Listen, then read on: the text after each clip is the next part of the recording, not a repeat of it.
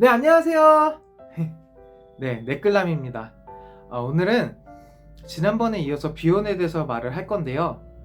오늘은 어떤 주제로 말씀을 드릴 거냐면요. 결혼을 하면 나에게 주어지는 역할들이 너무 많다. 난 그 역할들을 해낼 자신이 없고 난 하기가 싫다. 라는 의견이 있었거든요. 그래서 많은 역할들이 부담이 된다라는 얘기를 들었는데 이 부분에 대해서 여러분과 한번 얘기를 나눠보려고 합니다. 자, 첫 번째는 결혼을 하면 바로 생기는 나의 역할이에요. 결혼하면 바로 생기는 나의 역할들이 뭐죠? 여성들 같은 경우는 며느리가 되죠. 그리고 와이프가 됩니다. 그리고 남자 같은 경우는 사위가 되고요. 그리고 남편이 됩니다. 자, 여성분들이 특히나 이 며느리 그리고 이 와이프 이 두 가지에 대해서 굉장히 싫다고 반응들을 많이 하시더라고요. 그 짧다라는 영상에서. 이 영상들을 봤을 때 아마 지금까지 우리 한국 사회에서 많이 보여줬던 이 고부 갈등 때문에 더더욱 그럴 것 같아요. 다들 아시죠? 이 고부 갈등이라는 거. 시어머니와 며느리의 이제 갈등들. 이 갈등들이 많아서 그런 건데요.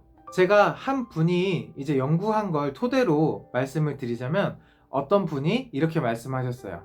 며느리한테 왜 그렇게 못되게 구느냐 시어머니들이 이거를 연구해 봤더니 내가 애지중지해서 키운 내 아들을 아무것도 없이 오히려 있는 것 없는 것 다 빨아내면서 결혼을 해가지고 자기의 아들을 뺏어간 느낌이 든다라는 걸로 결론이 나더라고요. 즉 시어머니 입장에서는 며느리가 아들의 있는 것 없는 것 다 뺏어간 다음에 그 다음에 결혼을 한 걸로 보인다 이거예요. 그리고 내 정말 소중한 아들을 뺏어갔다 라고 생각을 한다고 하더라고요.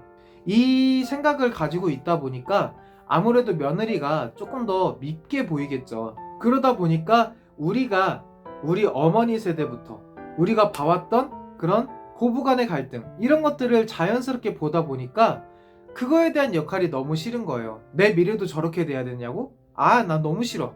이렇게 돼버리는 거죠. 그래서 사람들이 자꾸 고부 갈등들이 일어나는 것 자체를 싫어하다 보니까 어머니랑 그 관계가 너무 싫은 거죠.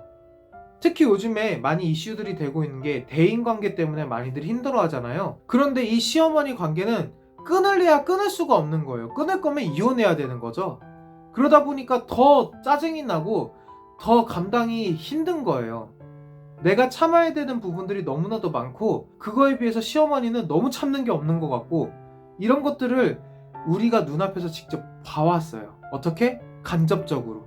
우리 어머니들이 그렇게 당하는 걸 우리가 간접적으로 봤어요.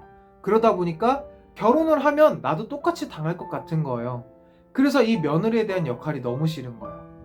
그리고 와이프에 대한 역할? 우리나라에서 통용되는 이 주부의 역할, 와이프의 역할들이 있잖아요. 그게 되기가 싫은 거예요. 뭐 무조건 아침밥을 차려줘야 되네, 집안일은 다 여자가 해야 되네, 이런 것들이 싫은 거예요.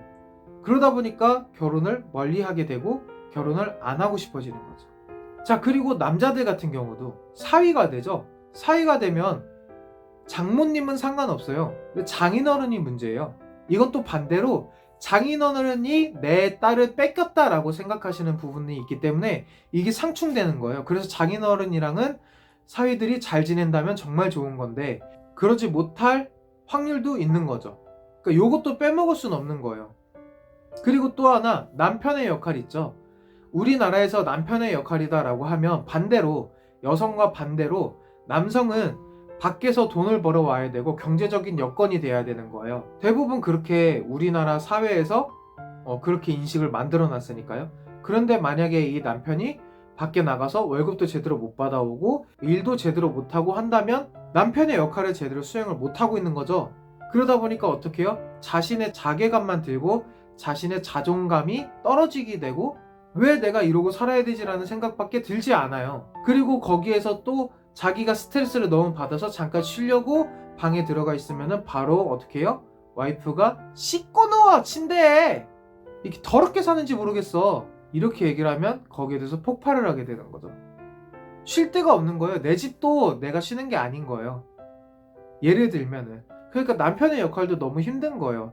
그러니까 서로 역할이 너무 힘들다 보니까 자꾸자꾸 비혼이 더 많이 늘고 있는 거예요. 그리고 이거는 결혼을 하자마자 생기는 역할인 거고요. 결혼을 하고 출산을 한 다음에는 역할이 또 하나씩 생기죠. 남성은 아빠가 생기고 여성은 엄마라는 역할이 생기게 되는 거예요. 자, 이 엄마라는 역할은 우리가 흔히 봤을 때 어떠한 역할이에요? 희생의 아이콘이잖아요. 희생의 아이콘. 내 삶을 포기하면서까지 이 아이를 키우는 희생의 아이콘. 근데 지금 우리가 살 때 뭐라고 들었어요? 중고등학교 때? 네 맘대로 하고 싶은 대로 하고 살아라 라고 들었죠. 근데 내가 하고 싶은 걸 삶을 포기하고 얘를 돌봐야 돼요. 아이를. 그게 너무 부담되는 거예요. 또 아빠의 입장에서는 우리 와이프랑 나랑 사는 거, 두 식구가 사는 것도 내가 벌어들이는 수익에서 너무 힘들어서 빡치는데 우리 아이까지 어떻게 케어하지? 기저귀 값은 어떡하지? 분유 값은? 이러면 투잡을 뛰어야 되나? 직업을 하나 더 가져야 되나? 주말에 편의점이라도 하나 더 뛰어야 되나? 대리라도 해야 되나? 이런 생각이 너무나도 부담인 거예요. 이 아빠라는 역할과 엄마라는 역할에 대해서 너무 부담이 되는 거예요. 그리고 전 영상에서도 잠깐 얘기를 했지만 이게 어떤 부분이 작용하냐면 내가 과연 이 아이를 잘 케어할 수 있을까?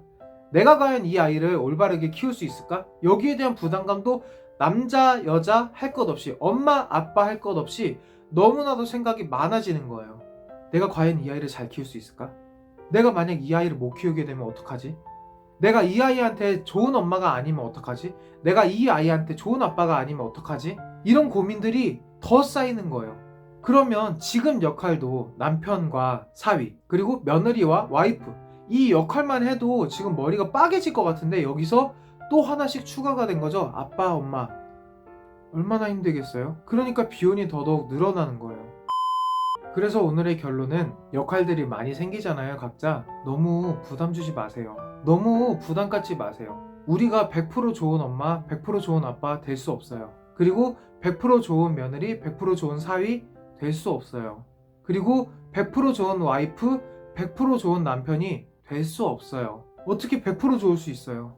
그러니까 서로의 부족함을 조금 인정하고 서로가 조금 더 수용해주고 서로가 서로의 조금의 실수들을 수용해주고 같이 화이팅하며 좀 살아가는 그런 삶이 됐으면 좋겠어요.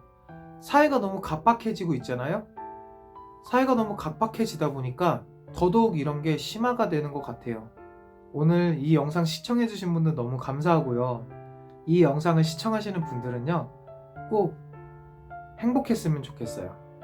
그랬으면 좋겠어서 저도 이 채널을 만들고 영상을 만들고 있는 거지만 이 영상을 보시는 정말 여러분들이 너무나도 행복했으면 좋겠습니다. 네, 오늘의 영상은 여기서 마치도록 하고요. 다음번 영상에서 찾아뵙도록 하겠습니다. 오늘 시청해주신 여러분 너무나 감사합니다. 다음번에 또 만나요.